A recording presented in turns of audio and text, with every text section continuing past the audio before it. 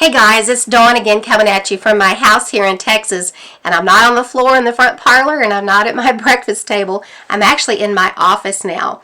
The picture probably looks a little different, and yes, I know I'm overexposed again. I look like a ghost.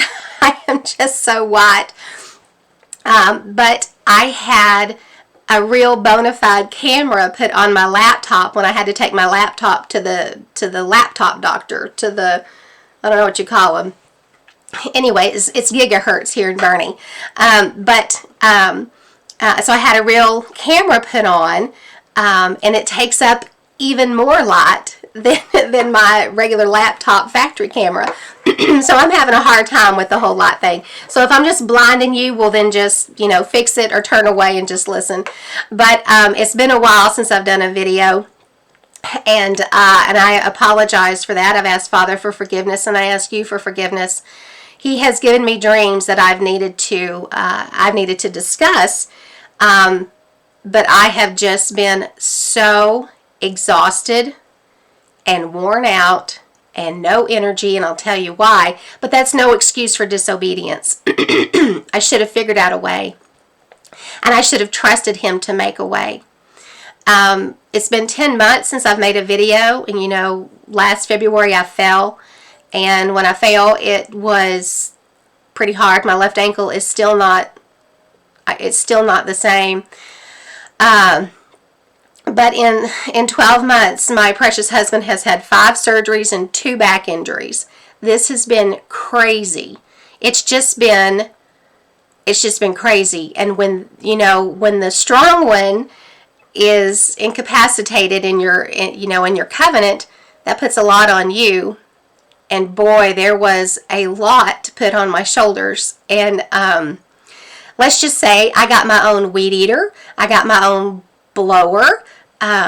We have a self-propelled push mower, but I needed to get my own stuff that fit me because my husband's 6'2", and he has a gigantic backpack blower that's gas, that you use gas and oil in, that whole mixture stuff as well. Or no, I don't know, but also with his weed eater, it's gigantic, it's long, and it's gas, and I can't hold it. So I got my own weed eater and my own blower, and the yard was looking a fright, and I warned our neighbors. I said, look, it's going to look like a 10-year-old mowed our yard.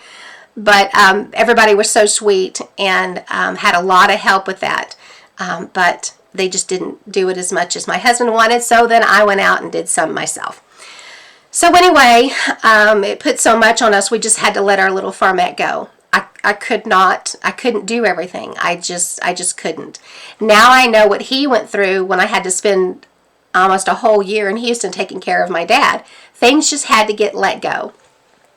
With that, the stress of taking care of everything exacerbated my muscular dystrophy in my myasthenia gravis, to where I have lost sensation now in both legs up to my thighs. It's very hard to walk, looking like a Clydesdale trying to walk. So a lot of resting is required now. We're still working with insurance. We've been trying to work with insurance for 2 months to get my IVIG, intravenous immunoglobulin. I use the brand Gammunex because that's what works best for my body. I don't have as many side effects with that as I do other ones. But please pray. We're still working with insurance to get approved, and so it's been kind of a journey with that in itself. So I'm trusting Father. So anyway, that's where I have been. I am back doing videos now. I have got to share with you what Father is showing me and telling me, and it's big. So the front part of this video was an update. The last half of this video is what Father showed me 2 nights ago. So the evening of January 11th, 22, sorry guys. Father gave me a dream that I was in an office building. And I was being productive in this office building. And I was in this office building with our spiritual son-in-law from Washington, Mr. Uriah. Hang on. Excuse me. And in this office building, I was helping him in this office building, and I looked out the window, and the sky, parts of the sky, had black clouds. And I said, when I say black, I mean black. I mean, it was charcoal black. It wasn't gray, wasn't a light black. It wasn't, I mean, it was pitch dark black. And they were shreddy looking clouds. And I don't know if you've ever seen this, but when you see the clouds to where they start, there's circulation, and there was a tornado tip that kind of curls down and then goes back up, curls down and goes back up. I've seen this before several times in my life. Well, the black clouds were swirling around and starting to make a cone and come down and go back up, starting to make a cone and come back up. That is prophetic into the future when you look out the window. And just like the black clouds, Father showed me about going to New York, that destruction was coming to New York City. It was huge. I mean, it's true. And that happened. It's just, and it's not done yet. Father's not through with him yet. But this black cloud, as I'm looking out the window of the office building, I looked at my spiritual son-in-law and I said, a tornado is forming. We have to get ready. A tornado is forming. Excuse me. We have to get ready.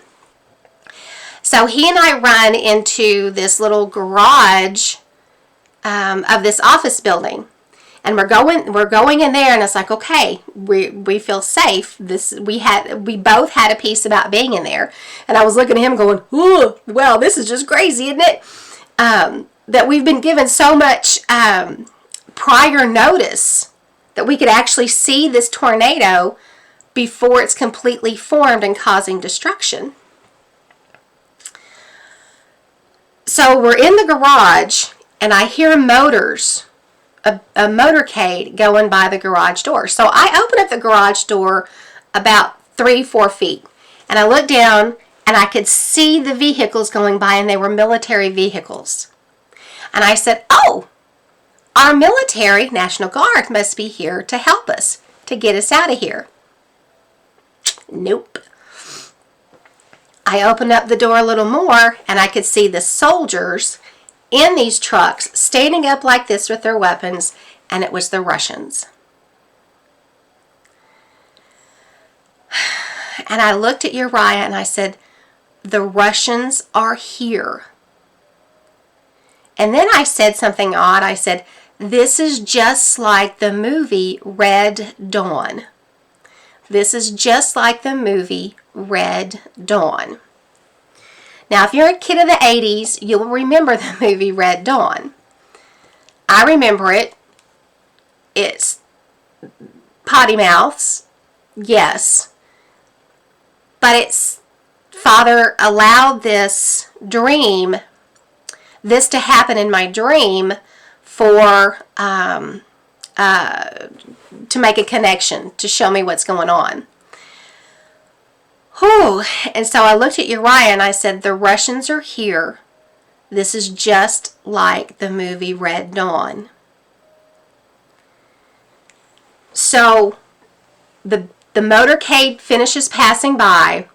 We open up the garage door to this office building, and we run back into the office building, showing that we are both going to be productive in doing what we need to do for Father with this information that we have now.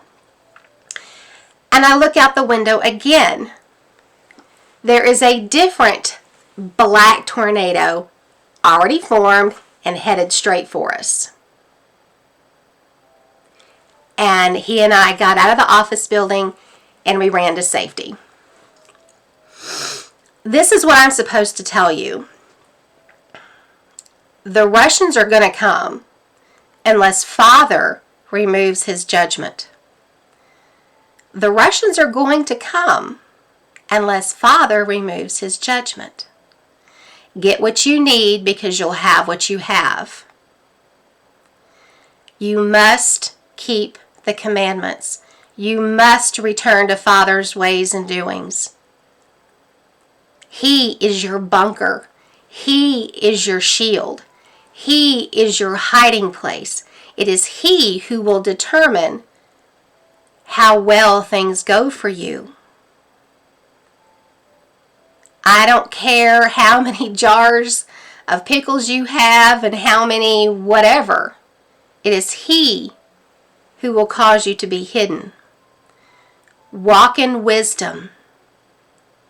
Walk with a sound mind. Walk in hope and expectation. But you must return to the commandments. And I'm going to say this, and it's not popular to say this, but I'm going to tell you this. I'm going to kind of open your eyes maybe a little bit and give you some introspection here. When we're talking about our Bible, the guys in the back of the book didn't have the back of the book when they were living out the back of the book. The guys in the back of the book had the front part of the book as their Bible. So that's the Bible we use. The back of the book is good for application, but the Bible that the Messiah had was the front part of the book. So when he says return to the commandments, where are the commandments found? In the front part of the book. He's not asking you to be Jewish. He's not asking you to be anything but a follower of the Word. His Bible was the front part of the book. He wants you to be a part of Israel. He wants you to walk in covenant, to be a Hebrew that crosses over to do His ways and doings and be a part of Israel. That's what He wants. But we must return to the commandments. We must return to the ways and doings and life instructions of our Father. It's not popular to hear that, but I can't be concerned about being popular or tickling itching ears. We must return to Father's ways and doings.